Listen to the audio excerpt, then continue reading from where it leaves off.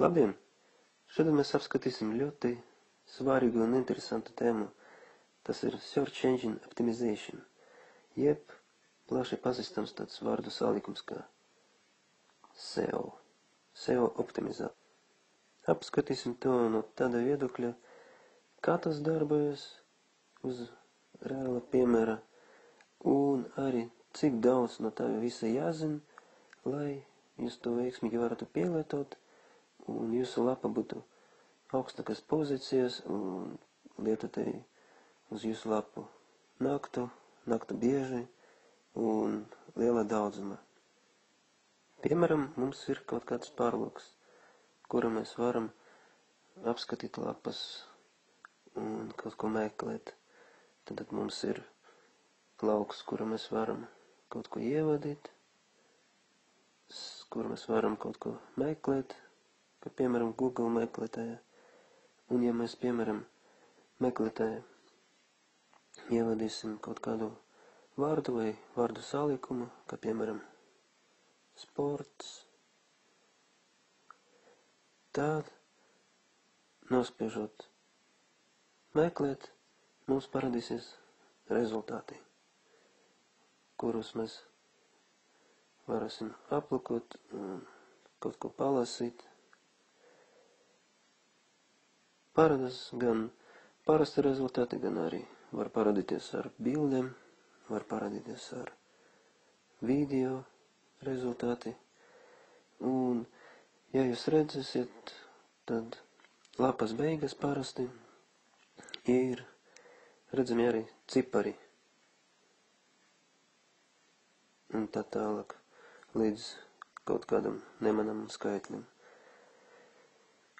Šie cipari nozīmē tas, cik tādas lapas ir atrastas, un viena lapa satur 10 rezultātus. Tātad pirmā lapa ir 10 rezultāti un tā tālāk. Tātad principā meklē cilvēki un grib atrast kaut ko ļoti ātri, tāpēc parasti apmeklē kaut kur pirmo, otru, varbūt trešo, varbūt ceturto jau daudz mazāk lapu. Tāpēc, jo tālāk jūs atrodaties šajās lapas, jo mazāk lietotāji pie jūsu lapas griezīs. Tātad, ja mēs zinām, ka meklējuma rezultātos ir kaut kāda kārtība, kā viņi parādās, tad mēs varam iedomāties, ka šī kārtība nav nejauša, un ka to kārtību kāds nosaka, un ka to kārtību varbūt arī var kaut kā mainīt. Un te arī parādās tas jautājums, kuru mēs šodien aplūkojam, Search Engine Optimization, kurš arī nosaka un palīdz daudzam lapam izvirzīties augstākas pozīcijas un atrasties, piemēram, pirmajā lapā un pirmajā pozīcijā. Līdz ar to darbojas kaut kādi likumi, kas nav nekas mistisks, tas ir tīra matemātika, varbūt no kaut kāda viedokļa, no cita varbūt vienkārši kaut kādi noteikumi, kurus jāievēro. Un tas darbosies, un jūsu lapa paaugstināsies pozīcijas, un jūs to redzēsiet augstākas, varbūt pirmās rindas, kad meklēsiet to savu vārdu vai savu lapu. Līdz ar to, ja mēs zinām, ka šeit darbojas kaut kādi likumi, tad otrs jautājums ir, kas te ir par likumiem, un cik daudz no viņiem ir jāzina, lai mēs varētu veiksmīgi darbotos un paaugstināt savu lapu pozīcijas. Principā te nekas jauns nav, darbojas tas pats likums 20/80, tātad mums jāzina kaut kāds 20% kaut kādam zināšanam jābūt, kas būs rezultātā 80%. Kas būs diezgan pietiekami, un jūs varēsiet ļoti labi ar to darboties. Galvenais noslēpums te ir rezultātu frekvences. Apskatīsim to no šāda viedokļa. Piemēram, jums ir lapa, un šai lapai varbūt vairākas papildu lapas, kaut kādas kategorijas, un līdz ar to jūs varēsiet no savas vienas lapas pāriet uz kaut kādam citam lapam, un tie ir kaut kā savienoti. Līdz ar to galvenais noslēpums ir tāds Search Engine Optimization, kā katrai lapai, uz katru lapu no meklētāja, piemēram, kā, ja mēs meklējam sports, tad no meklētāja rezultātiem jums jāatnāk uz kaut kādu vienu no jūsu lapām. Un galvenais noslēpums ir tas, ka tikai uz to, principā, vienu lapu arī viņam jāaiziet. Lai paaugstinātu, protams, tur būs jādarbojas vēl plašāk, bet galvenais noslēpums ir tāds, ka katrai lapai jābūt apmeklētai no meklētājiem. Kā meklēt šos vārdus, mēs jau ar jums apskatījāmies vienā no iepriekšējiem video, kur mēs veidojam mājaslapu un veidojam to nosaukumu. Līdz ar to mēs ar Google papildus to tūlu mēs meklējam, cik daudz ir apmeklētāji katram vārdam vai vārdu salikumam mēnesī. Līdz ar to, ja mēs zinām, ka tie vārdi mums ir, un ka katram vārdam ir kaut kāds apmeklētāju skaits, līdz ar to mēs to katru vārdu varēsim pielietot katrai savai lapai. Līdz ar to šeit mēs, piemēram, varam šai lapai piemērot vārdu sports un uzrakstīt par šo tēmu un ievietot konkrēti šo vārdu saliekumu. Nākošajā lapā mēs varam ievietot vēl kaut kādu vārdu, nākošajā vēl kaut kādu, un principā visam šam lapam jābūt atšķirīgiem šiem vārdiem, kurus mēs izmantojam, un jābūt konkrēti apmeklētāju skaits pārbaudīts ar to Google tūlu. Līdz ar to nevajadzētu būt, ka mēs izmantojam mūsu lapa kaut kādu neeksistējušu vārdu salikumu, kuru neviens nemeklē.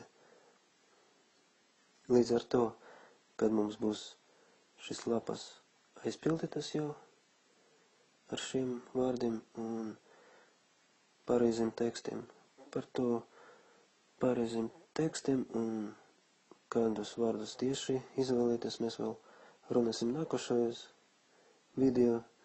Šeit jums vienkārši jāatcerās, ka Search Engine Optimization atbild par to, kā mēs saliksim tos vārdus un ka katrai lapai jābūt tikai viens tas vārdu salikums un viņam jābūt pārbaudītam uz to, cik daudz apmeklētāji varētu būt šai lapai, cik šo vārdu meklē mēnesī. Līdz ar to mums būs konkrēts saraksts un mēs varēsim to tālāk virzīt.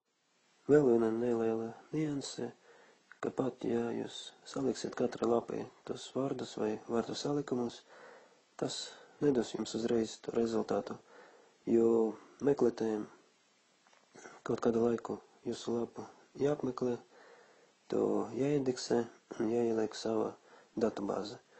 Un tas var aizņemt kaut kādu laiku, un līdz ar jūsu lapas popularitātes palielināšanu tas var notikt ātrāk vai lēnāk, bet uzreiz tas noteikti nenotiks. jo meklētājiem ir ļoti daudz lapas, kuras jāapmeklē un jāpārbauda. Un jūsu nav vienīga, tāpēc vienkārši pagaidiet kaut kādu brīdi, un tad jūs jau redzēsiet kaut kādus pozitīvus rezultātus.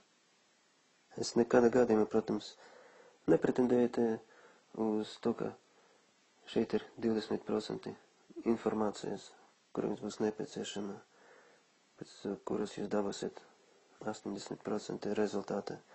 Bet, principā, šī informācija jums ļoti noderēs, un šis ir galvenais noslēpums, kā tas darbojas, un kā meklētāji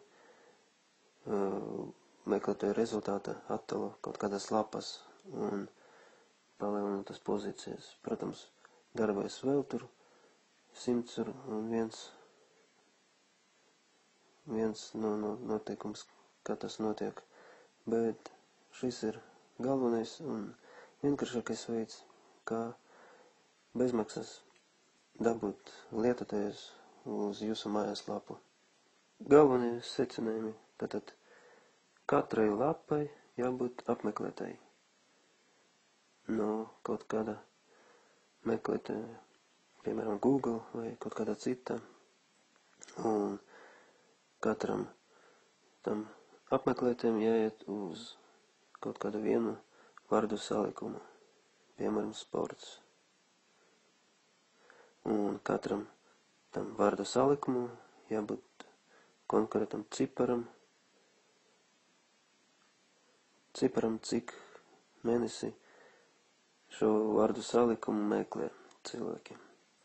Līdz ar to nevar būt situācija, ka jūs izveidojat lapu, sarakstat kaut kādu tekstu, bet neizmantojat nevienu vārdu salikumu, kuru meklē cilvēki, un kurus tieši viņi interesē, nevis tas, kas interesē jūs. Pagaidām, diemžēl, nevar es pateikt divas vārdas par to vārdu salikumu un kā pareizi tos izmantot. Nākošais video mēs jau apskatīsim, kas ir augstas, vidējas un zemes frekvences pieprasījumi un kā tie izmantojumi un cik svarīgi ir izmantot vienu vai otru un kura brīdī tas ir ieteicams, kura nav ieteicams un kā tas attēlosies meklējuma rezultātos un līdz ar to arī apmeklētāju skaitā. Tā kā es domāju, ka var droši teikt, ka galvenais SEO secret ir atvērts, un jūs to tagad zināt, un zināt, kā to tālāk pielietot. Tiekamies nākošajos video, kuras mēs jau skatīsim konkrēti tos vārdu salikumus un to izmantošanu.